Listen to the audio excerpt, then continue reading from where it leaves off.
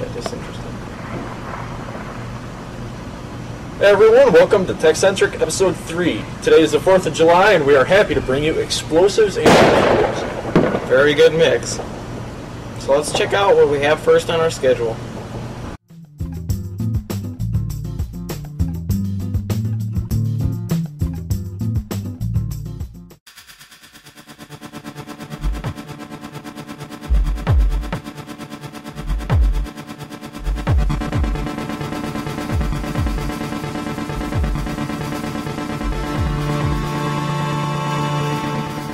Last couple of months I've showed you how to do incoming and outgoing calls through your voice over IP asterisk server in your own house for cheap or close to nothing.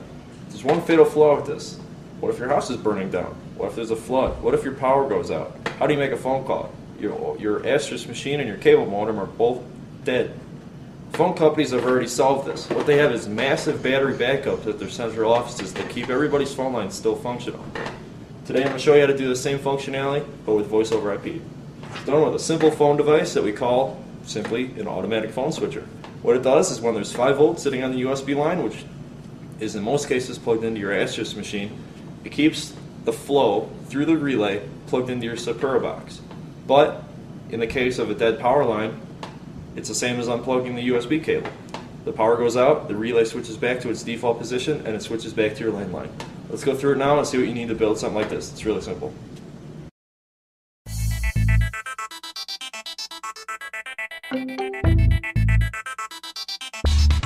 All you need to do this is some basic tools and probably stuff you have lying around. First of all, you need your soldering iron, solder to go with it, desoldering braid, which is available at Radio Shack. It's probably the coolest thing ever. An X-Acto knife, some scissors, a small piece of PCB board. Optional is an IC socket to hold the relay, and an old ISA modem which has some relays and phone jacks on it. So I had mentioned you're going to need an old ISA modem. Really, it can be a PCI, ISA, or external, as long as it has some phone jacks on it. And you're also going to need some 5-volt relays. Now, recently modems have been outphasing relays, which is why I said to look for an ISA modem, because usually the ISA modems are the only one with relays. You can tell if it's a relay if it looks like this. Now, relays can come in a variety of shapes and sizes. Just the small rectangular form factor is usually how they come. Look for a company name such as Omron or Radio Shack or something like that, maybe even Rockwell. Just go ahead and pull it off with some desoldering braid. Desoldering braid is fairly straightforward to use. All you need for this is your soldering braid and your soldering iron. Go ahead and stick the soldering braid over the joint that you need to take the solder off of and apply heat. In no time you'll see the solder start to suck right up to the braid. Repeat this on all joints. So this is what makes the whole project work. This little beauty right here is a relay. What it does is when electricity is applied to the electromagnet on one half of the relay, it switches the pole on the other side and allows current to pass. Once voltage is unapplied or turned off of the electromagnet, it switches back to its default position, and that's what a relay does. So once you have all the parts you need for this, you know, your relays and your USB cords that you ripped out of an old mounts and all kinds of stuff like this, crap you have lying around, go ahead and throw it together. Now I can't really illustrate effectively, it would just be a waste of time to illustrate me building this device. So what I'm going to do is I'm going to go and post the schematic for this on the show notes, and if you have any questions, go ahead and email me. Right now we're going to plug it in and see if it works. Basement. Let's plug it in and install this device. First thing we're going to need to do is, of course, plug in the USB cable so that the box gets its 5 volts. Immediately we hear the relay switch over and switch to the voice over IP line. At this point, we're going to take the cord running from our Sapura SPA 2000 box and plug it in to one of the sides of the switcher. Second step would be to take our line coming out of our PSTN, which is right here, plug that into the other side, into the backup port. The last and final step is to take the plugs running to the rest of the house and plug this one into the phone port. Now, what we're going to do now is simulate the power dying and make sure it works with this phone right here. Okay, so right now we hear dial tone from the voice over IP line. We're going to pretend that we unplugged the asterisk machine. We're just going to pull out this cord here. the relay switches over, and in a couple of seconds we hear dial tone from the PSTN. It works. So in conclusion, if you have your whole house running on voice over IP and you rely on it for day-to-day communication, a device such as this is absolutely necessary in the event of an emergency.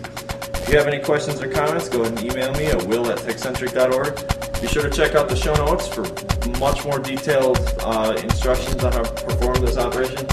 And feel free to call the hotline at 360-226-7313. Stay tuned next month, and I'll show you how to do automated IVR prompts with Asterisk. So I've been meaning to ask you, I've come up to a problem when using Asterisk. I've wanted to use my main phone line when when the power cuts out, because VoIP runs using power. What happens if the internet or your power cuts out? That's exactly what that device is for, Jared. I mean, it switches back to your hard phone line if, in the event the power line goes out, because the power on the USB turns off when the power is out. And in turn, the relay switches back to its default position and turns you back onto your hard line. Awesome. Well, we have another segment coming up. It's actually Jared did it, and talks all about running your house through Tor. So check it out.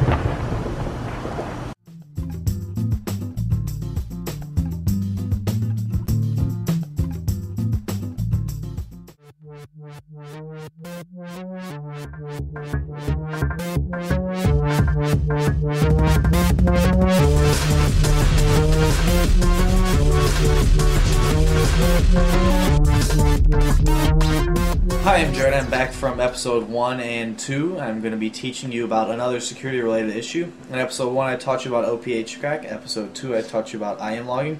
Today, I'm going to teach you how to use Tor and run Asterisk using Tor, and to pretty much stay anonymous while you're on the internet.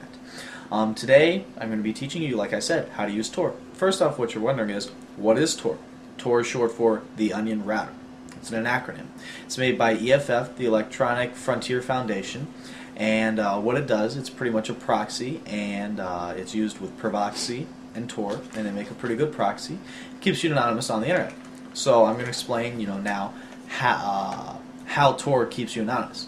Well, what Tor does is you have your computer, and then your computer using Tor, it sends the signal or data or whatever to another computer. That computer doesn't know where the signal is coming from or anything like that. Sends it yet again to another computer, and then that computer sends the signal out to the internet.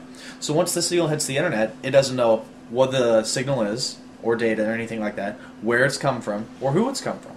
So pretty much when the data hits the internet, it's pretty much all the way anonymous. The speed, however, it's a bit faster than dial-up speed, so if you're using broadband, you will see a bit of a difference, but for our dial-up users out there, you'll actually like it a lot more if you're using broadband.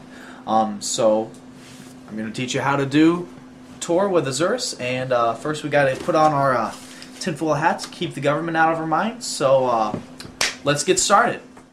Now, to first start up setting up Tor, all that sort of stuff, you got to find your LAN IP address. How do we do that, Jared? Okay, I'll teach you.